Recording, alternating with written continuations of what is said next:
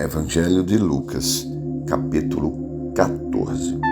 Cura do hidrópico. Aconteceu num sábado que, entrando ele em casa de um dos principais dos fariseus para comer pão, eles os estavam observando. E eis que estava ali diante dele um certo homem hidrópico. E Jesus, tomando a palavra, falou aos doutores da lei e aos fariseus, dizendo: é lícito curar no sábado? Eles, porém, calaram-se. E tomando-o, o curou e despediu. E disse-lhes: qual será de vós os que, caindo-lhe num poço em dia de sábado, o jumento ou o boi o não tire logo? E nada lhe podiam explicar sobre isso. Parábola dos primeiros assentos e dos convidados. E disse aos convidados numa parábola, reparando como escolhiam os primeiros assentos, dizendo-lhe: quando por alguém fores convidado às bodas, não te assentes no primeiro lugar. Não aconteça que esteja convidado outro mais digno do que tu. E vindo o que te convidou, a ti, a ele, te diga: dá o lugar a este, e então, com vergonha, tenhas de tomar o verdadeiro lugar. Mas, quando fores convidado, vai e assenta-te no derradeiro lugar, para que quando vier o que te convidou e te diga: amigo, sobe mais para cima, então terás honra diante dos que estiverem contigo à mesa.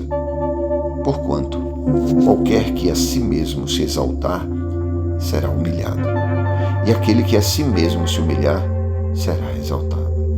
E dizia também ao que o tinha convidado: quando deres um jantar ou uma ceia, não chames os teus amigos, nem os teus irmãos, nem os teus parentes, nem vizinhos ricos, para que não suceda que também eles se tornem a convidar e te seja isso recompensado. Mas quando fizeres convite, chama os pobres, aleijados, mancos e cegos, e serás bem-aventurado, porque eles não têm como te recompensar, mas recompensado tu será na ressurreição dos justos. Parábola da grande ceia. E, ouvindo isto, um dos que estavam com ele à mesa disse-lhe: bem-aventurado que comer pão no reino de Deus. Porém, ele lhe disse: um certo homem fez uma grande ceia e convidou a muitos. E, à hora da ceia, mandou o seu servo dizer aos convidados: vinde, que já está tudo preparado. E todos, a uma, começaram a escusar-se. Disse-lhe o primeiro: comprei um campo, e importa ir vê-lo. Rogo-te que me hajas por escusado. E o outro disse: comprei 5 juntas de bois, e vou experimentá-las, e rogo-te que me hajas por escusado. E outro disse: casei, e portanto não posso ir. E, voltando aquele servo, anunciou estas coisas ao seu senhor.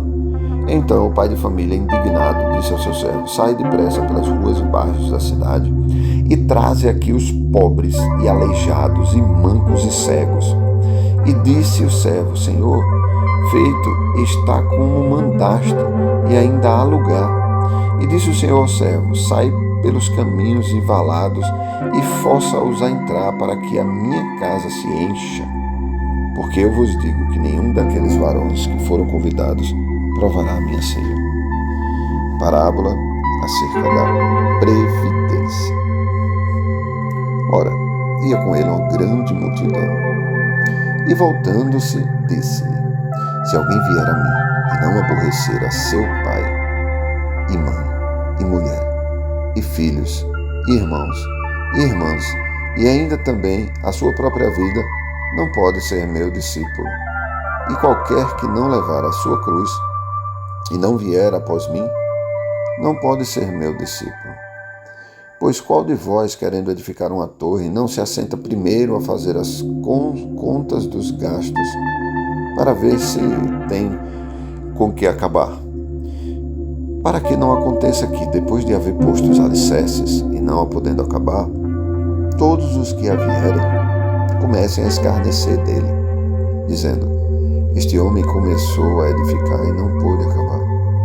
Ou qual é o rei que, indo à guerra, pelejar contra outro rei, não se assenta primeiro a tomar conselhos sobre se com 10.000 pode sair ao encontro do que vem contra ele com 20.000? De outra maneira, estando o outro ainda longe, manda embaixadores e pede condições de paz.